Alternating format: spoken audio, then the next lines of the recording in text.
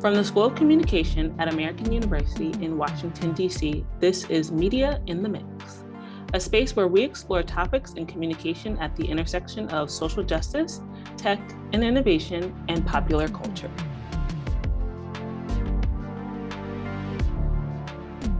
Today's news cycles are filled with stories of polarizing information, soundbites, opposing viewpoints, and shocking current events. Contemporary politics seems at an inflection point, but what can we learn from trends, ideas about identity and politics, radicalization, and the rise in extremism? And what do current political and ideological trends mean for the future of American democracy when faced with the far right? This episode answers these questions and more. It also features an introduction by SOC Dean Sam Fullwood and a conversation between AU School of Communication, School of Public Affairs, and School of Education professors Dr. Kurt Braddock, Dr. Cynthia Miller-Idriss, and Dr. Brian Hughes. Take a listen. For the School of Communications online virtual event titled Ongoing Attacks on Democracy, the State of Far-Right Extremism in America, I am happy to present Dean Sam Fullwood. Sam, you can take it away. Thank you, Kati. I'm very happy to be here this evening to explore this very important topic, we have an excellent panel that's going to go in depth on this subject. But I did want to take a few minutes to say a couple of things. First off, it's really exciting for us to be able to be back together in such a way that we can have these conversations about important topics. The School of Communication and the School of Public Affairs at American University feels that these kinds of things are just critical to our mission of informing people, educating students, and providing a service to our larger community. If there's one bright spot about COVID, it's that we've been able to continue to have these kinds of important conversations and to have them in a medium where we can attract large numbers of people. So I thank you all for being here this evening. This topic about extremism in America is very, very important to both of our schools, both the School of Communication and the School of Public Affairs. I came to American University largely because I was concerned about how our democracy is progressing. We are at an inflection point, and the extremist behavior of some in our midst, not only in the United States, but around the world, is a very, very serious issue. And we want to explore that. We want to have honest, frank conversations and see if we can find solutions that average Americans can be engaged in dealing with this. I'm very, very proud of the panel that we have. I'm going to cite Kurt Braddock, who is an assistant professor in the School of Communication, who's going to lead our conversation. Kurt and I have talked about some of these issues, and I am looking forward to this conversation tonight. I'm going to turn over to Kurt. Take it away, Kurt. Dean Fullwood, thanks very much for the nice introduction, and thank you to everybody in the room here to listen to the roundtable discussion. I was just kind of flipping through the participants in the room, and I see a lot of familiar names there. So hello to everybody who knows me, and hello to everybody who doesn't know me. Hopefully you'll get to know me, Brian, and Cynthia a bit more as we go through this talk here today. The basis of this conversation, and the conversation we're going to have today is going to be very much like the conversations that I have with some of my colleagues in the SOC and the kinds of conversations that I have with Cynthia and Brian every day, just walking around the office. Of course, we focus primarily on the research that we do, but we also have these more informal type discussions about the state of the nation and what drives the research that we do. And I think that's kind of the direction we're going to go with this discussion here today. Most primarily, we were interested in how democracy has been threatened by those actors who seek to undermine some of the principles that really drive what many believe America is meant to be. And we're going to dig into some of these concepts, which are going to be politically charged just by their very nature. And we hope to tease out some of the ideas that underpin some of the violence that we've seen and some of the others who have supported the violence that we've seen. So I thought first, before we dive too deep, we take our time to introduce ourselves, since you saw presumably the flyer and Dean Fullwood's introduction, but you don't know us terribly well. I'm Kurt Braddock. Many of you, like I said, know me. Assistant professor in the School of Communication, and there I study the ways that language and words affect radicalization processes and how language can be used to counter radicalization processes. I'm primarily concerned with the ways that propaganda and different kinds of messaging affect people psychologically and get them to move to a point where they're willing to engage in violence on behalf of their political ideology. I am also, and Cynthia will smile every time I say this, I'm also a faculty fellow at Peril, the Polarization, Extremism Research and Innovation Lab, where I say this every time, I think it's an official title, but I'm not sure. It's on my door plate. It says I'm senior methodologist, which basically means I enjoy doing statistics in the research that I do. So let me pass it off to Cynthia here next. And Cynthia, if you'd introduce yourself. Sure. Hi, everybody. Thanks, Kurt, for the invitation to be here, and to the School of Communication and the School of Public Affairs for hosting the event. I'm Cynthia Miller-Idriss. I'm a sociologist by training. I hold joint appointment in the School of Public Affairs and in the School of Education here as a professor. And I'm also the co-founder and director of the Polarization and Extremism Research and Innovation Lab, or Peril.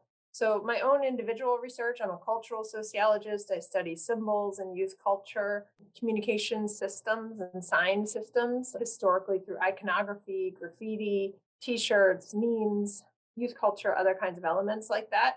And I've been working mostly in Germany and Europe for the first 20 years of my career or so, until about the last 4 or 5 years, when I've been getting more drawn into US and domestic based issues. So I do a lot of public facing work now. Some of you will have been in some of those talks or testimonies or briefings, et cetera. And I look forward to your questions and your answers. I will just, and the questions and answers that Kurt and Brian provide. I'll just say really quickly that the lab itself focuses on interventions across the ideological spectrum. We look at disinformation, propaganda, persuasive extremist sort of tactics, and how to interrupt them. But my research personally focuses on the far right. And so I'll be going back and forth between my own researcher hat and the director of the lab, where we have a much broader range of projects. Brian. Thanks. Yeah, Brian. Hi, everyone. Thanks so much for having us here tonight and for allowing me to speak with you. My name is Dr. Brian Hughes. I'm a research assistant professor in the School of Public Affairs, and I'm the co-founder and associate director of Peril.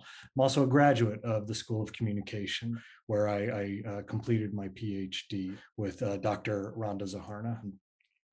And I also look at digital communication technologies and their interaction with political and religious extremism and fringe cultures. So the ways that fringe cultures and extremist movements and individuals use communication technology, particularly digital communication technology, but then also the ways that the affordances of digital communication technology shape the outlooks and the operational styles, and even the sort of sense of identity and selfhood that these extremist groups develop and evolve over time. I'll just add to what Cynthia said about Peril. Peril really works hard to distinguish itself in this space through its mission and its values. We are committed to work that centers the needs of victims and survivors. And while, of course, we understand that law enforcement, security are essential, and probably more essential than ever nowadays, that's not the only solution, that there are preventative and community resilience building strategies that need to be developed so that we can avoid carceral solutions, so we can develop communities where extremism, hate, and so on don't have the same fertile ground out of which to grow. So those are the things that we really look at, Peril. I guess I'll leave it at that. Looking forward to getting this talk going. Thanks, Brian. So you can see we have a couple of experts from Peril, myself from communication, so hopefully we'll cover a lot of ground here. So with that, if I could, let me turn to kind of my first prompt here. And it's relatively general, and this is really to both of you. What are your impressions of the threats facing the United States right now? And Cynthia was very clear to say that she's focused on the far right, although Peril and I look at ideologies across the political spectrum. I think most people would argue that the greatest threat facing the United States at present, domestically, is the far right and the various instantiations of it. So what are your impressions of the far right in the United States right now? And do you think that the far right poses the threat that we've heard about to domestic security in the US? And what does that mean for US democratic ideals? We've seen elements of the far right challenge some of those ideals, especially since January 6th. So just very generally, what are your impressions of what the far right is right now and what they're doing? I'll start with Cynthia. Only a really basic question, right? Like that's a huge, we could talk about that the whole time, but good question.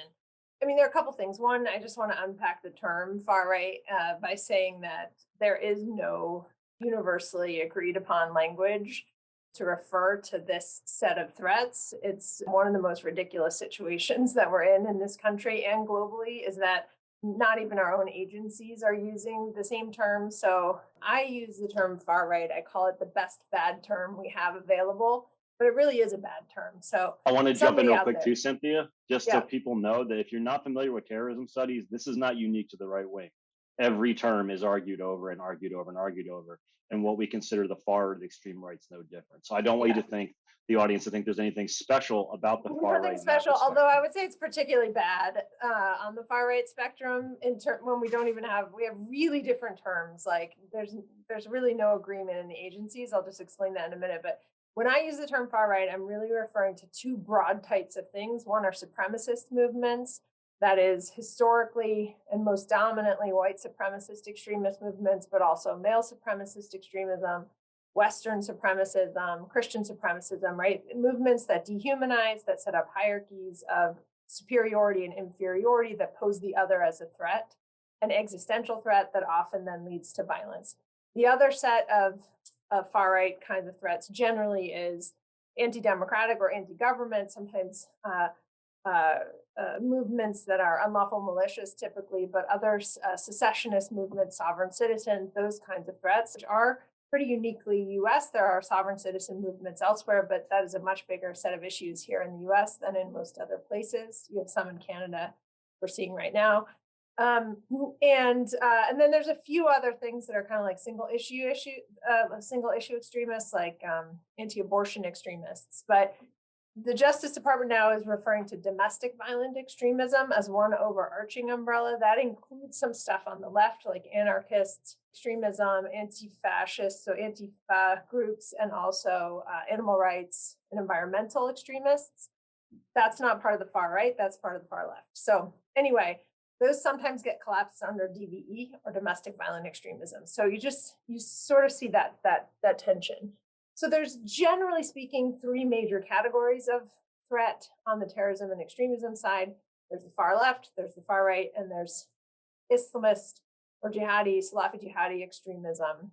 Numerically, statistically, right now, there's pretty strong agreement. I mean, very little disagreement across both the end of the Trump administration and the Biden administration now, and all the threat assessments in the recent 2 years, that domestic violent extremism is the biggest threat, with white supremacist extremism and unlawful militia as being the top two threats, depending on whether you're targeting civilians or government officials. So I feel like the data is super clear. We can argue about that.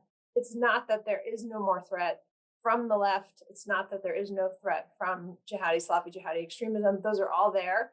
It's just that, the FBI reports now 2,700 investigations on the domestic extremism side, up from 1,000 in 2017, a tripling on the white supremacist extremism side. So there's just on the propaganda, on the plots foiled, on the arrests, on the actual lethality, the pace and scale of that has increased here.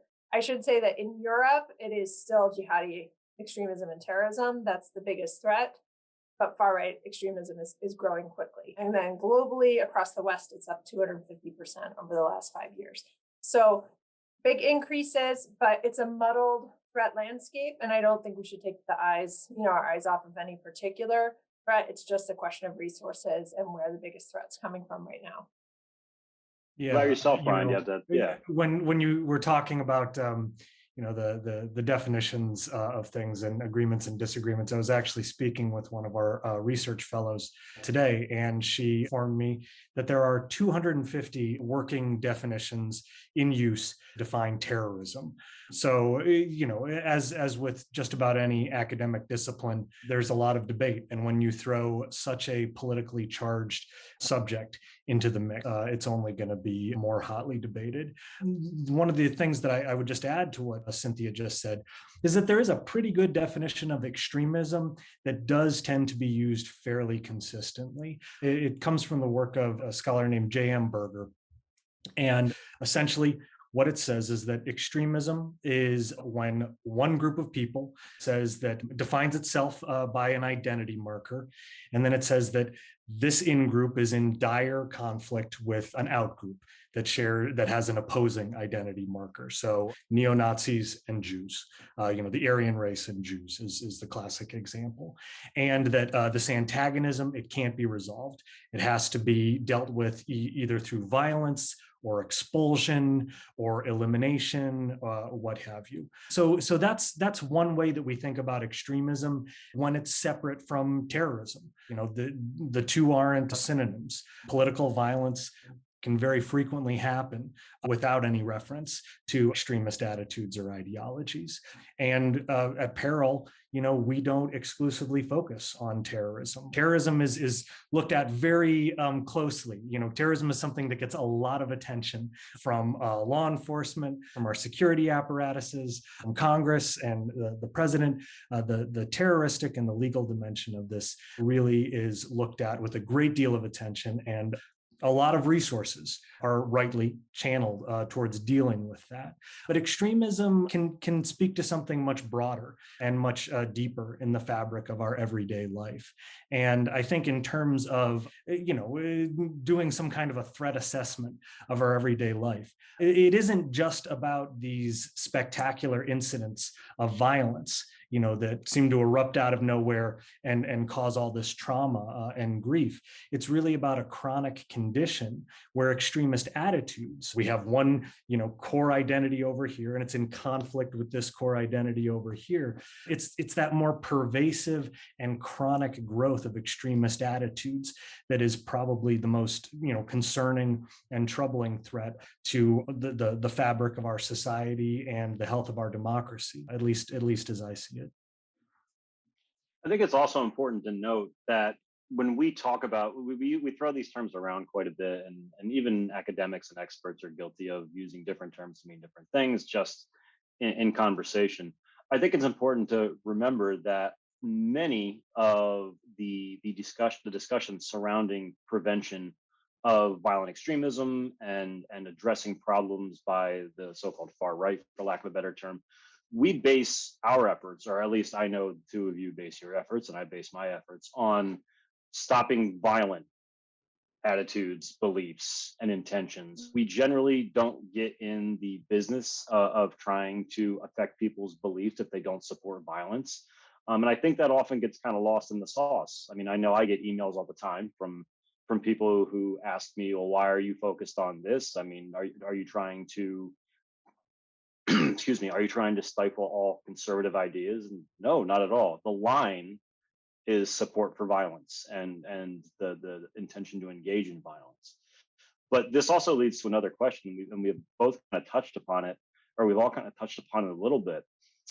Cynthia, you mentioned there are other elements that do pose threats to U.S. domestic security. You have I'm not an Islamist terrorism scholar, but we know that threat is still there. There are left-wing factions that have engaged in violence, or at least threatened violence. We focus our energies on the far right. What do you see as potential other threats to U.S. domestic security? And given that we focus on the far right generally, and by we I mean right now the academic community, the security apparatus of the U.S., why do you think we focus on the far right so heavily? Well, I think, I would add two things I want to add. One is that I would say in terms of what Peril does, it's true that the government in general and researchers who focus on terrorism in particular and extremism are primarily focused on the prevention of violence. I would say that Peril is a little bit different. We are interested in precursors to violence, in part because we situate our work not as focused on the fringe itself, but rather as equipping the mainstream with the tools to be resilient against the fringe. And so we do a lot of work that is in what would be called digital literacy or media literacy work to help people recognize what propaganda looks like, to help people understand what conspiracy theories look like, to prevent the persuasiveness of disinformation about vaccines. So things that are not necessarily directly tied to violence, but that I see as important to the public health of our nation, to our democratic stability. And so we do see it as democratic resilience, as building inclusive, resilient democracies, that's sort of what we're contributing to by looking at some of the negative stuff that comes from the fringe and situating our work within the mainstream. So we are really at Peril. I want to say that is really different than how most people look at prevention of violent extremism. And in fact, when we talk about our work, we actually sometimes don't even think it fits within that world of prevention of violent extremism, but rather within the world of building inclusive democracies and building inclusive communities. So, I think we can talk about that all night, but I see it as those are two sides of the same coin. I mean, after World War II in Germany, the entire approach is called defensive democracy, which is that you cannot effectively combat the fringe by only looking at the fringe and only focusing on the fringe. You also have to build resilience in the mainstream. And that is essentially what we try to do, is work on a public health approach the same way that you would treat diabetes, not just by looking at the symptoms of the disease, but also by educating communities, even though they have the freedom to make whatever choices they want, that you make them more holistically aware of the options for their own behavioral and attitudinal choices if we teach people in communities about healthy eating habits and exercise habits that can prevent the incidence of disease. It's the same kind of thing. So I just want to say that because I think that that's important, that we need a space that is focused on that type of approach. And most other countries do that as part of their prevention efforts. We do not, as a country, do that. And so a lot of what we're doing is outside of the frame of the traditional US approach and in a more community and related, and not federally government funded way, but from foundations and individual donors as a result.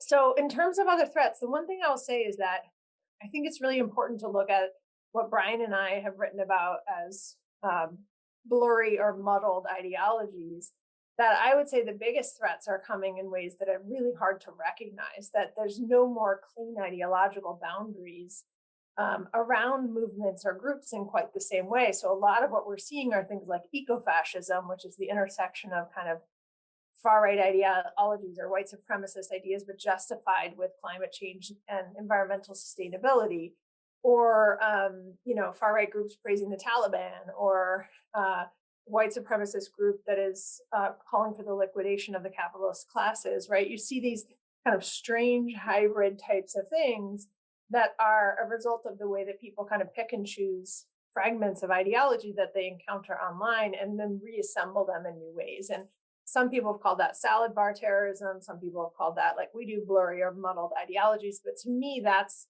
the most likely kind of thing. And I have an op-ed coming out tomorrow about the Ottawa protests, so everybody can read it at MSNBC, where I'm a columnist, so I write a lot of pieces for them. But but that is arguing in part that what we're seeing is even something like that, which actually started as a peaceful protest, quickly devolve basically and get taken over by and infiltrated by and co-opted by a lot of extremist groups. And really, GoFundMe gets shut down as a result because it's no longer a peaceful protest. I mean, all these kinds of things happen, and it galvanizes the extreme right across the world. That happened really quickly. And I think we're going to see more and more of those kinds of things. Whether you agree with those truckers or not, the protest was intended to be peaceful. It quickly evolved into something else. Yeah, and I'd like to circle back to this question of domestic security.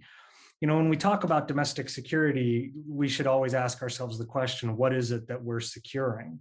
Is this just a question of averting a shooting, or a bombing? What is the domestic that we actually want to preserve? Because right now there are many people with very dark political ambitions who hold these supremacist values, who hold anti-democratic values, but who are willing to use the apparatuses of democracy to obtain power. And if they obtain power, yeah, sure, maybe they could reduce the number of shootings and the number of bombings. Well, have we really succeeded in preserving our domestic security in that event? I don't think any of us would say that we had. So this is really about promoting and taking care of this value of democracy as a positive value that needs to be stood for. Working in this field can't simply be opposing whatever is illegal and fringe. There has to be a sort of positive value that animates the work. And for us, that's democracy. That's building a society where everyone feels as if they have a home and as if they have their share of influence over the way their lives are governed. And Cynthia, hit the nail on the head with just the emerging threat landscape and how complex and unpredictable it can be. And since this is the School of Communication, I'll jump on my comms guy hobby horse for just a minute and say that this is enabled, if not provoked, depending on how deterministic you want to be, by the digital communication technologies and the way that they're designed and engineered that have emerged over the past few decades. In the good old days, a person who is vulnerable to recruitment, to extremism, a person who had the grievances, the resentments, let's say the latent willingness to do violence, so on and so on, in order for them to channel those vulnerabilities into political violence and extremist hate, there was really a kind of a process and a lot of good luck or bad luck, however you want to look on it, that went into it. They would have to go to a gun show and find that table that had that literature at it. And they would have to strike up a conversation with the guy at that table who might or might not invite them, to a meeting next week. Or they would have to be on the street and get recruited into a skinhead gang and go to a concert. And basically, there was a much more gradual and channeled process of radicalization prior to digital communication technology. And that's also why the ideologies were more consistent and also why the groups were more coherent. They tended to have a more, pyramid type organizational structure with leadership and then the rank and file at the bottom. Well, with the internet, that's not how it works. A person who has those grievances, that willingness to do violence, who's looking for the scapegoat, they will encounter extremist propaganda. They will encounter the messages of folks who want to take those vulnerabilities and channel them towards an extremist political project simply by logging online. You can't avoid it. I think probably every single person, certainly we here on the panel and all 96 participants, I'm sure in the last week, you've probably seen something online that was pretty egregious. Well, a person can very easily encounter that, but then they don't have to keep going down that particular path. They don't have to seek out the source of that particularly egregious bit of propaganda. They can just take that propaganda, they can right-click it and save it, or they can download the PDF, and then they can move on to the next thing. And so there's this kind of hop-frogging that creates this sort of mosaic of radicalization and ideologies and cultural signifiers and things like that, that's making the radicalization processes look very bespoke and unique and kind of idiosyncratic, depending on each individual. So then this affects the way that violence gets operationalized. And, since we're talking about January 6th, I'm sure we'll get into this more. But that was one of the big things with January 6th, is that you saw a lot of individuals who didn't necessarily share entirely the same political project or the same values, but they could coalesce around a time and a location and a general goal. And they could work together to try to achieve that goal through violence, even though some of them didn't have a formal leadership structure. Others were a little more traditional. I won't get bogged down in the weeds with that. So it's interesting you're mentioning kind of the digital landscape here, Brian, and I'm glad that you segued a bit to January 6th, because the purpose of this roundtable was, I think we were originally meant to do it right after January 6th of this year I mean, I don't want to say anniversary, but let's say a marker a year after the fact to discuss it.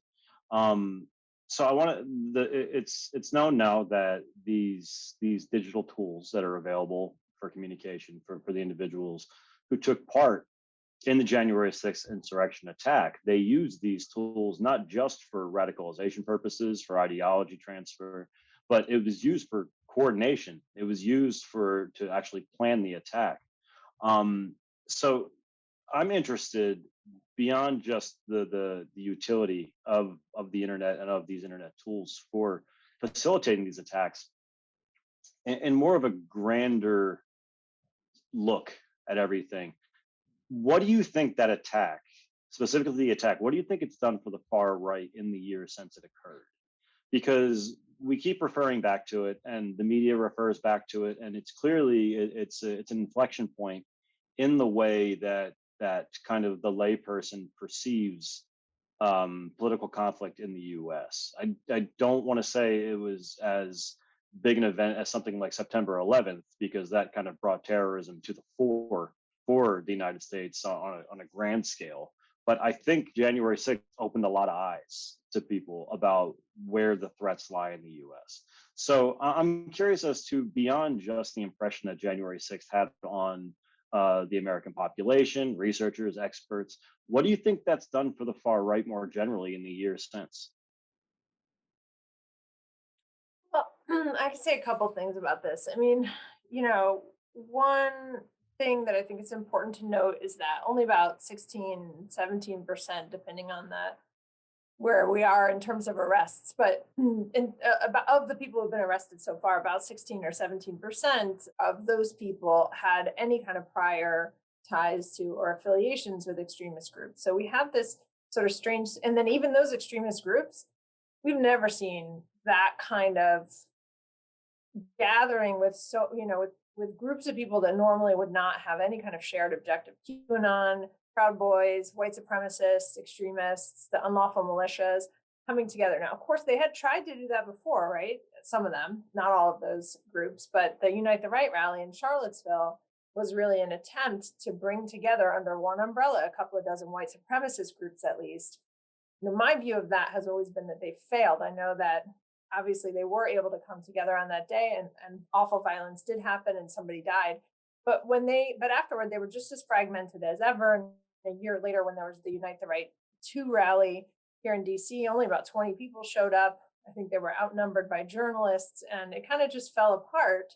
But then on January 6th, you saw that without an explicit call to unite, you could actually bring together all these disparate groups across the far right on what is called the lowest, what I often call the lowest common denominator, the thing that they do agree on, which again, I think is the same thing we're seeing in Ottawa right now. So I think we're seeing the kind of repeated, bringing together of people. There's swastika flags being waved in Ottawa. There's white supremacist symbols. There's been, all kinds of things that had nothing to do with what the original protests were about, which is a really specific vaccine mandate for truckers who are crossing the border, right? Like a narrowly defined professional group of people, an occupational mandate were protesting.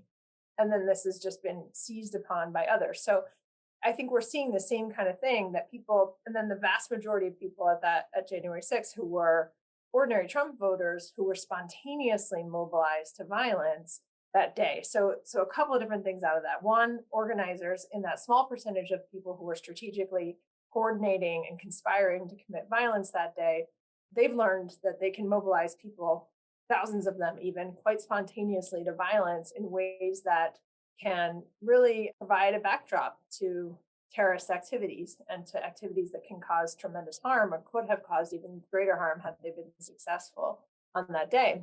But they've also, I think, learned that you don't have to get people to agree on everything. You can actually mobilize them on just some single piece of disinformation or some single kind of idea that's anti-government in nature, like against a mandate, and you can mobilize a bigger group of people that way. So those are the kinds of things that I think will stick from January 6th, that we're already seeing lessons reverberate across the world, not just in the US. Yeah, I think that puts it really, really well. January 6th, we struggle to find an analogy. I think you're right, Kurt, that 9/11 puts it a little bit too strongly. Sometimes I say it's sort of like the far right's spring of 1968. It's sort of very utopic or dystopic view of what they hope that they can accomplish.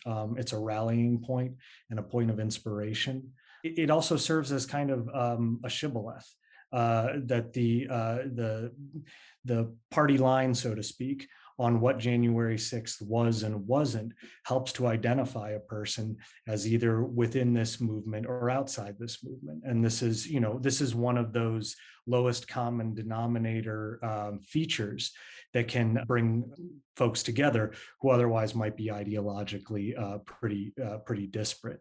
We talk about the variety of groups that were represented at January 6th and how there was, spontaneous action. And actually there is some evidence potentially that there might have been a little bit more coordinated action. There's a recent story in Reuters about members of the Oath Keepers and members of the Proud Boys having a hush-hush meeting in a DC garage.